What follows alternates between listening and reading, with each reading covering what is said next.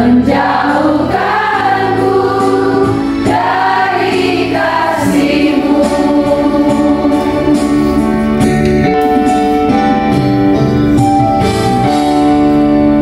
Bapa di surga, sungguh kami ucap syukur buat pagi hari ini. Terima kasih buat kasih anugerah Tuhan, buat penyertaan Tuhan, buat pemeliharaan Tuhan, sehingga pagi hari ini juga Tuhan kami boleh ada di tempat ini, kami boleh beribadah. Tuhan, Engkau yang menolong setiap kami, agar firman Tuhan yang kami dengar di pagi hari ini boleh menjadi berkat di dalam kehidupan kami. Hanya di dalam nama Tuhan Yesus kami telah berdoa ucap syukur. Haleluya. Amin.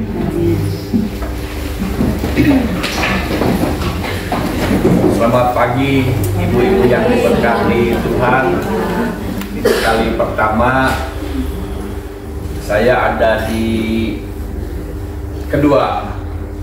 Yang pertama saya pernah melayani di kumpulan kaum wanita, ini kali yang kedua, dan ini buat saya hal yang luar biasa melihat ibu-ibu yang luar biasa hari-hari ini ada di tengah-tengah kita semua. Saya perkenalkan, nama saya Freddy Kosasi, istri saya 1, anak saya 3, cucu saya hampir 8. Wow.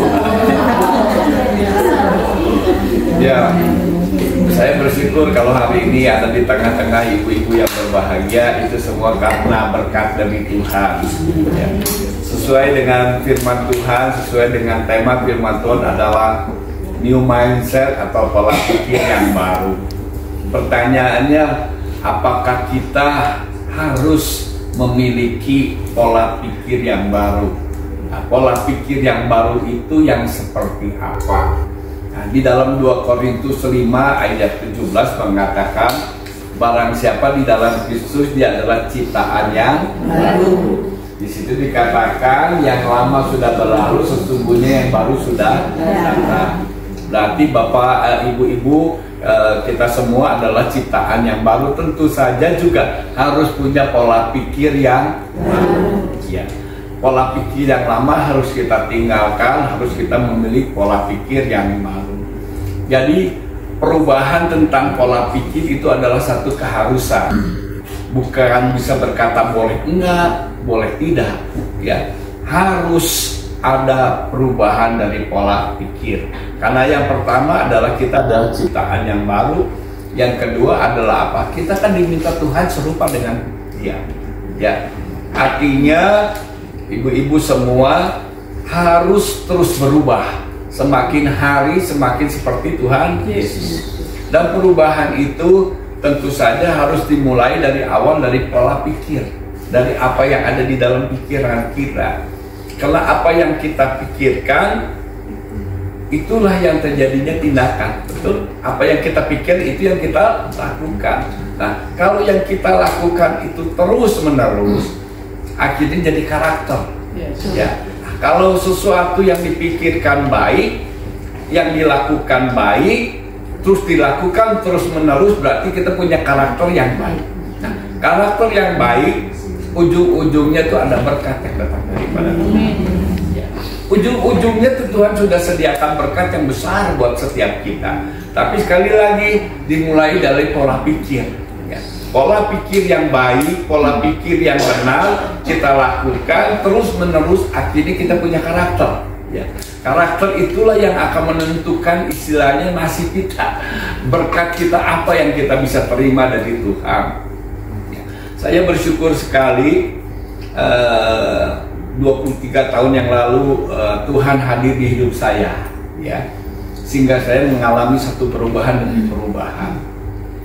Saya teringat ketika kelas 2 SMP, saya di sekolah BPK Pasir Kaliki, ya.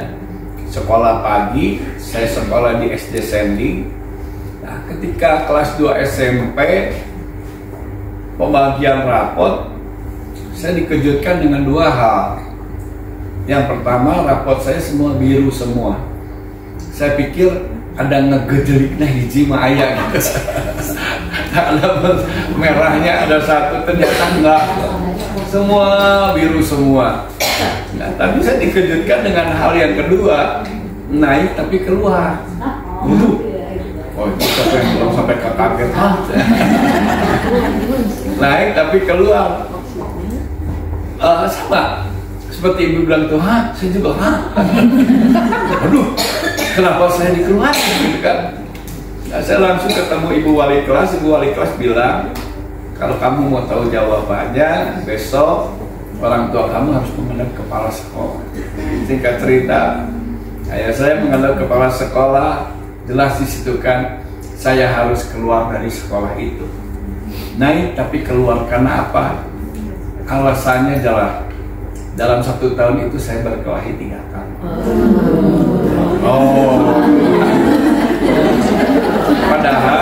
Padahal saya berkelahinya jauh dari sekolah. Sekolah di Pasir Kaliki, saya sekolah kalau itu sembunyi-sembunyi. Kalau mau gelut, mau berkelahi, saya di dokter, di West, bahkan di dalam. Tapi ternyata sama sekolah terdeteksi. Ya, tanggalnya kapan, jamnya berapa, lawannya siapa, saksinya siapa, terdeteksi semua. Saya yang sedikit kecewa nggak ada peringatan dari hal yang pertama. Harusnya akan ada peringatan. Saya pikir nggak tahu, ke satu, kedua nggak tahu, ternyata tercatat semua. Akhirnya singkat cerita saya harus keluar sekolah. Saudara, cek orang Sunda mah kagok jero, kagok rusak, kagok dalam. Dengan kemarahan saya, akhirnya saya beli ijazah SMP 3, langsung loncat SMA 1. Langsung loncat SMA 1. Berapa bulan kemudian saya datangi sekolah lama saya, orang lain pakai celana pendek, saya sudah pakai celana panjang. Sengaja saya lecehin guru-guru semua. Bapak saudara, ibu-ibu semua bisa membayangkan siapa saya, ya, karakter saya bisa terbaca seperti apa, sifat saya itu seperti apa. Karakter ini saya bawa di dalam keluarga, bahkan di dalam pernikahan saya bawa. Maka terjadilah sesuatu hal yang kita nggak ingini di dalam keluarga. Seringkali kita ada keributan antara suami dengan istri, ya. Sampai seringkali istri saya nangis gitu kan dengan kelakuan saya, dengan perbuatan saya. Sampai satu ketika saya berkata, kamu tahu kamu siapa? Saya bilang, kira-kira saya itu siapa? Istri saya bilang, kamu tuh perasa tapi nggak punya perasaan. Maksudnya apa? Perasa tapi nggak punya perasaan. Kalau kamu ada orang salah sedikit, kamu marah besar. Tetapi kamu ada salah besar sama orang, kamu kan merasa nggak bersalah. Itu kamu. Oh, itu saya. Saya orangnya betul-betul yang emosian, saudara. Ya, karena ayah saya begitu keras di dalam keluarga, sehingga saya jauh dari ayah. Saya lampiaskan itu di luar. Sampai akhirnya itu menjadi satu karakter buat saya. Ya, jadi karakter buat saya. Dan itu saya bawa di dalam pernikahan saya. Saya nggak ngerti kalau hari ini kenapa istri saya pilih saya. Ya. Yang pasti karena saya ganteng.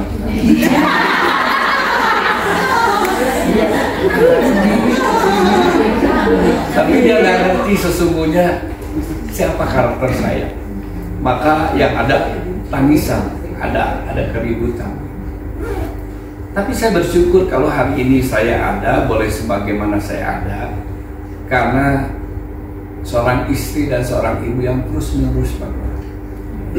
Terus-menerus berdoa. Bayangkan karakter saya seperti itu, ditambah saya penjudi. Ya, saya lakukan udah dari SMP sampai akhirnya di dalam pernikahan saya bawa kemana-mana, saya selalu cari kasino setiap hari. Pada akhirnya saya berkumpul sama teman-teman, saya lakukan itu setiap hari. Bisa bayangkan nggak bagaimana keluarga dalam keadaan seperti itu. Dan buat saya itu sesuatu yang wajar, biasa seperti itu kan.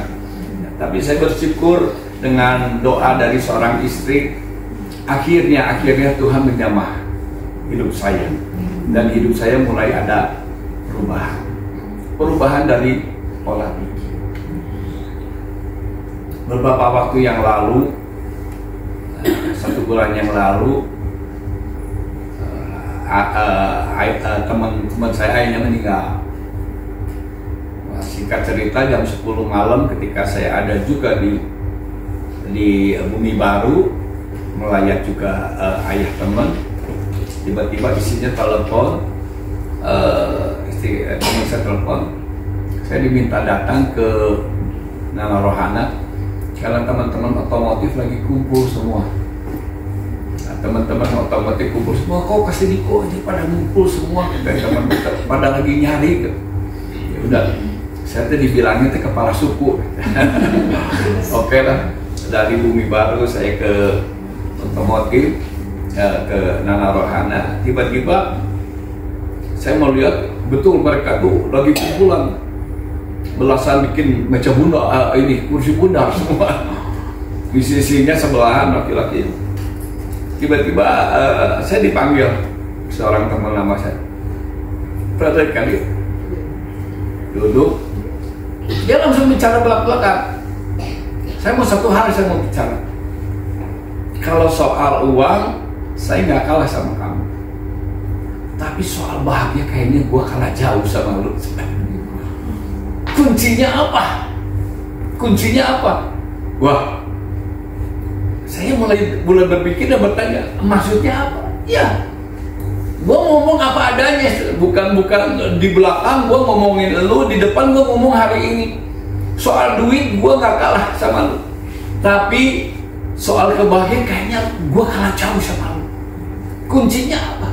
Ketika itu saya berdoa, tiba-tiba Roh Kudus terangin sama saya sesuatu hal yang saya suka.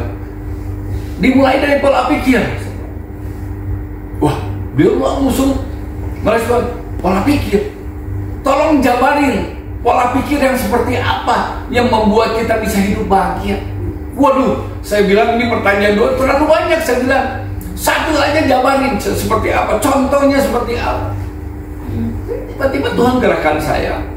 Saya bilang, dulu saya kalau ada orang yang menyakiti hati saya langsung berpikir bagaimana cara membalasnya. Bahkan mungkin lebih sakit dari apa yang saya alami. Itu saya. Oh, dia kaget. Tetapi semenjak saya mengenal Tuhan, pola pikir saya diubah.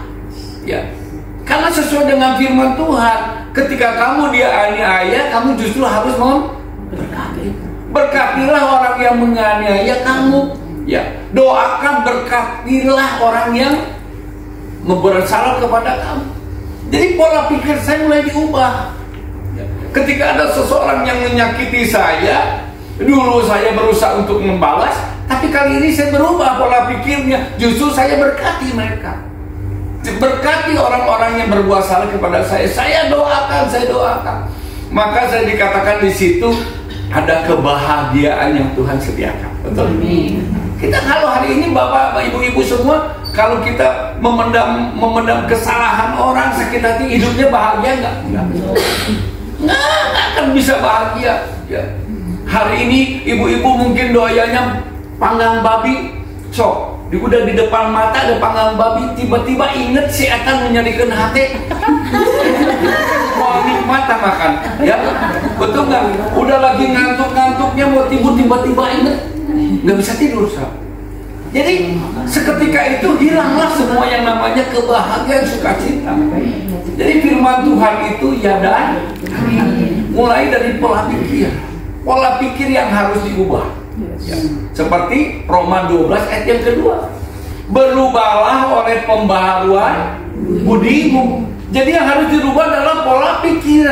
Ya, mana yang baik, kamu harus bedakan manakah yang kehendak Allah, apa yang baik yang berbeda Allah dan yang sempurna. Jadi pola pikir ini yang harus kita perbaharui terus. Ya, kita tinggalkan pola pikir yang lama, kita pada pola pikir yang sesuai dengan kehendak Tuhan, yang baik, yang sempurna. Sekali lagi, ibu-ibu, kalau kita sudah punya pola pikir yang baru, ada berkat yang Tuhan sediakan. Nikmati berkat dan nanti di surga. Ya. Di dalam dunia ini pun kita bisa menikmati berkat yang daripada Tuhan, terutama di dalam keluarga. Amin. Dan saya katakan sekali lagi, ini firman Tuhan itu luar biasa. Maka ibu-ibu semua pelajari firman Tuhan, renungkan, lakukan. Ya, sehingga pola pikir kita berubah. Saya satu kesaksian di dalam keluarga saya katakan hari ini saya bersyukur sekali. Tuhan hadir di hidup saya, sehingga saya tidak berkelebihan kalau saya bilang saya boleh menikmati suasana sorga di dalam keluarga saya. Yang hari ini istri saya betul-betul menikmati seorang suami yang sudah berubah. Sekarang saya nikahan saya udah masuk ke 41. Kemarin bulan Mei 40 tahun dan nikah. Nyangka. Ya, pikir-pikir ya dulu mungkin berhenti di tengah jalan. Tapi bersyukur sekali lagi ada Tuhan yang datang di dalam hidup saya merubah pola pikir saya dan saya mau. Dan hari ini istri saya sangat-sangat bersyukur bagaimana melihat seorang suami yang diubahkan Tuhan. Ibu-ibu semua di sini, kalau ada suami-suami yang masih belum mengenal Tuhan atau masih jauh Tuhan, doakan. Ya, doakan bahwa terus suami-suami itu untuk boleh mengenal Tuhan, sehingga suami-suami itu bisa berubah dan pada akhirnya berkat itu datang buat diri sendiri di dalam keluarga. Sekarang istri saya selalu bilang, seringkali ada kalanya kita bicara karena umur saya udah hampir 61. Tapi orang bilang kayaknya masih umur 50 kan. Umur saya udah 61. Biasalah kalau udah umur 61 gitu kan, ada kalanya saya bilang sama istri sering ngobrol kalau waktu tidur. Dia bilang, aduh papi nanti siapa ya duluan ya nanti yang pulang ke surga. Saya selalu bilang, siapa ya? Yang pasti saya dulu lah. Saya bilang, kok bisa begitu? Ya kamu belajar aja di Alkitab, nggak ada duda, semua juga janda. Tapi harus saya duluan lah yang bilang.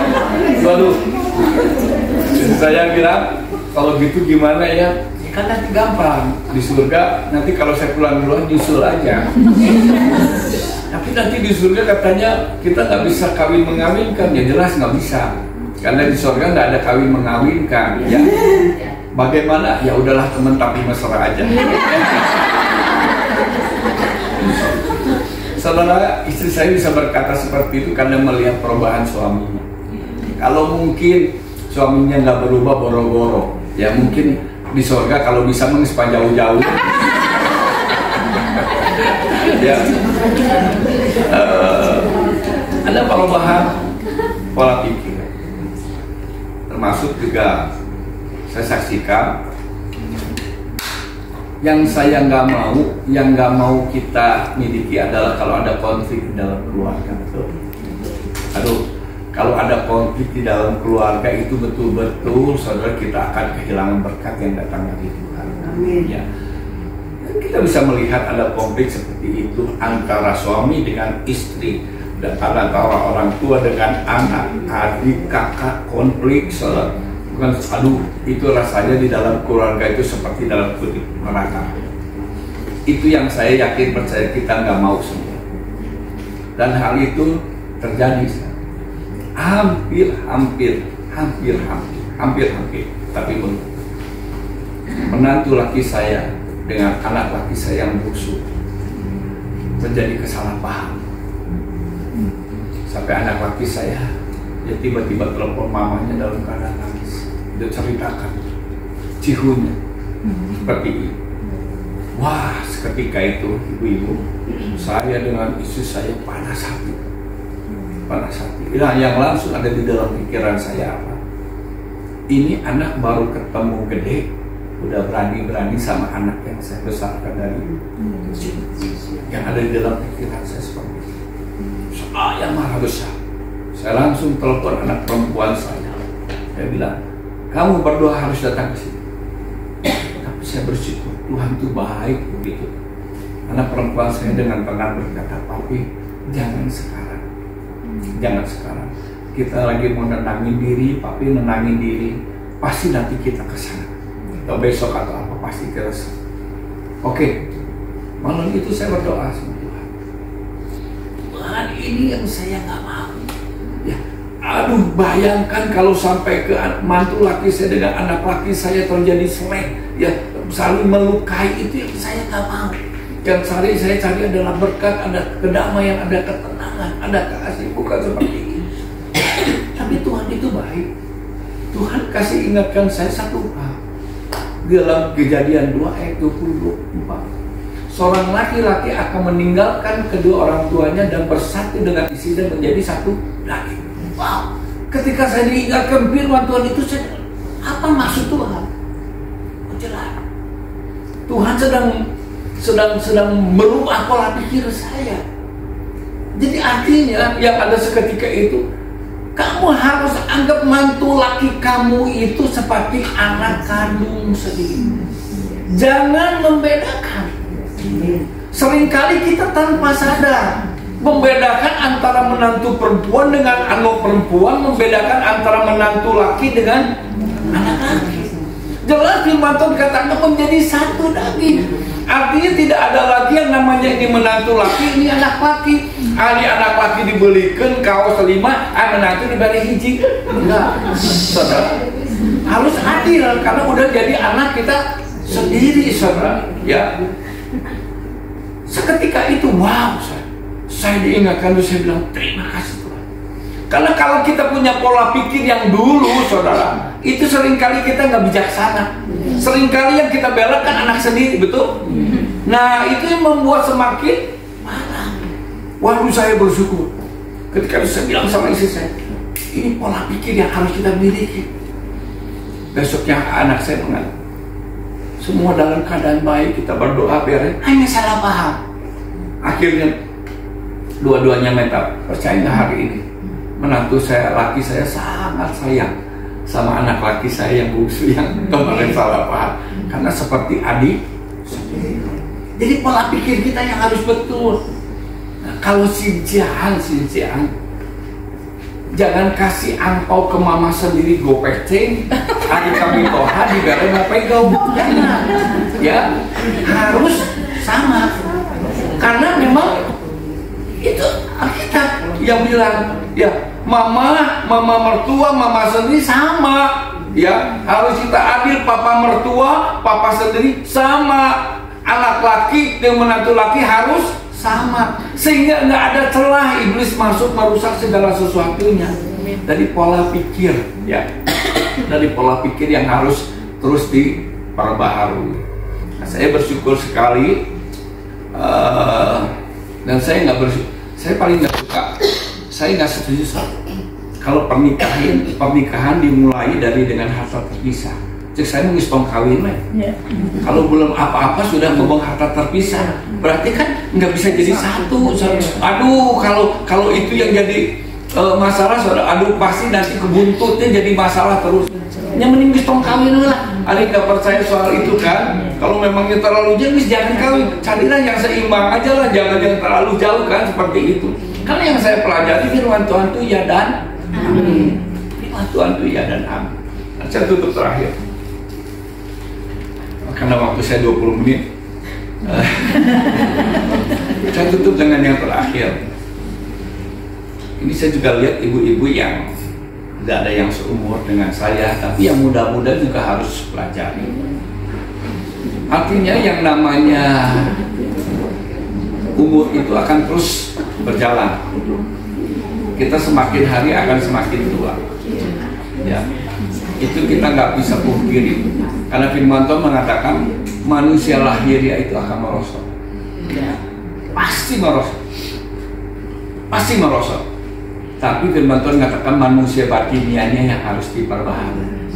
Manusia rohaninya yang harus diperbaharui.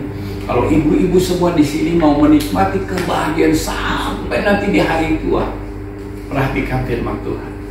Manusia rohani ini yang harus diperbaharui. Kalau kita hanya melihat manusia lahiriah itu akan merosot. dulu istri saya kencang, di sini udah mulai kendor. Ya, kita nggak bisa pungkiri. Ya, dulu saya rambutnya hitam semua, ini sekarang mulai. Dulu gagah saudara, sekarang menaik tangga aja haheno. Betul? Itu lahiriah. Yang terpenting kebahagiaan itu datang ketika manusia batiniahnya, rohaninya yang kalau melihat yang luarnya aja yang ini kita akan cipta kita akan mengundur. Kalau kita hanya melihat manusia lahiriahnya, ya. Dulu kencong, ini sekolah iyo, ya ada ininya kan. Tapi ibu-ibu bersyukur loh hidup di zaman sekarang ini. Saya betul-betul saya bilang ke ibu-ibu ini bersyukur ini di zaman modern. Pagi-pagi saya ketemu ibu-ibu bulu matanya pendek, kapangi pesta di sepanjang.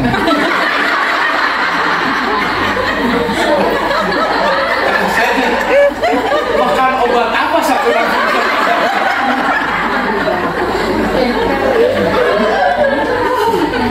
Itu saya ditempel, sudah ditempel. Oh, ditempel.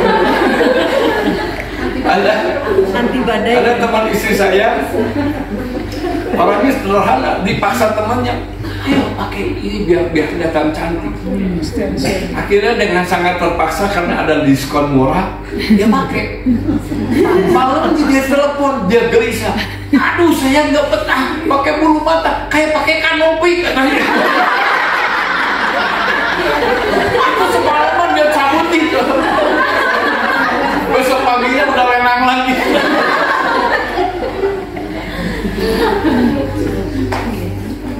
Ibu-ibu kalau untuk mempercantik diri itu harus, walaupun kita udah tua, mempercantik diri itu harus ya. Jangan karena kita ngerasa tua kita jadi nggak dandan. Mempercantik diri, tapi entong maksa. Ya kalau bulu mata mah is okay lah ya. Kalau alis mah nggak apa salah. Alis aja sampai pakai pensil sih gak naik gitu kan. Nggak apa-apa lah. Ya. Asal jangan kayak Adidas 3 gitu. Nggak apa-apa kalau soal itu. Tapi yang saya nggak setuju, jangan tong maksain sampai ke. Saya kemarin kan dapat video kiriman. Aduh itu orangnya operasi plastik kan, dibelek sininya, ditahan. Aduh saya bilang sama istri saya nggak setuju, sangat nggak usah gitu-gitu teing lah, gitu kan ya. Yang penting mah manusia rohaninya, yang hari demi hari. Maka saya percaya kalau kita punya pola pikir yang seperti itu, kita tidak akan pernah kehilangan kebahagiaan. Seberapa tua suami kita, seberapa tua istri kita, seberapa apa yang kita alami mungkin dulu ingatan sekarang sudah mulai pelupa. Percayalah kita nggak akan pernah kehilangan berkat. Artinya ibu-ibu semua di sini, pesan firman Tuhan, milikilah pola pikir yang baru sesuai dengan kebenaran firman Tuhan, biar kita bisa menikmati kebahagiaan yang Tuhan sediakan banyak. Ajak suami-suami. Saya kebetulan saya ada di satu komunitas kaum putri. Ibu-ibu kalau yang mau rindu suaminya juga boleh dijangkau, boleh mengenal Tuhan, bertumbuh, boleh nanti WA ke saya. Saya ada satu perkumpulan biar suami-suami ibu juga bisa diajak, boleh bertumbuh bersama, sehingga ibu-ibu, bapak-bapak juga semua mengalami pola pikir yang baru, hidup yang baru. Maka ibu-ibu juga yang akan kebahagiaan berkatnya. Ya, semoga ini menjadi berkat buat kita semua, terus maju di dalam Tuhan. Nah, kita berdoa. Bapak di surga, kembali ucap syukur buat pagi hari untuk kebenaran firman Tuhan yang Tuhan sampaikan pada pagi hari ini Tuhan. Kami mengerti kami adalah ciptaan yang baru. Kami juga mau pola pikir kami senantiasa diperbarui, sehingga pola pikir kami adalah pola pikir seperti Engkau Tuhan. Sehingga apa yang boleh kami pikirkan itu yang kami lakukan, dan kami mau punya karakter seperti Tuhan, biar kami juga boleh menikmati hidup ini di dalam berkat Tuhan. Terima kasih Tuhan, kami percaya firman Tuhan tidak akan kembali dengan sia-sia, tapi akan bertumbuh lebat di dalam kehidupan kami. Kami bawa ini semua ke dalam tangan kasih Tuhan. Hanya di dalam nama Tuhan Yesus kami telah berdoa ucap syukur. Haleluya. Amin.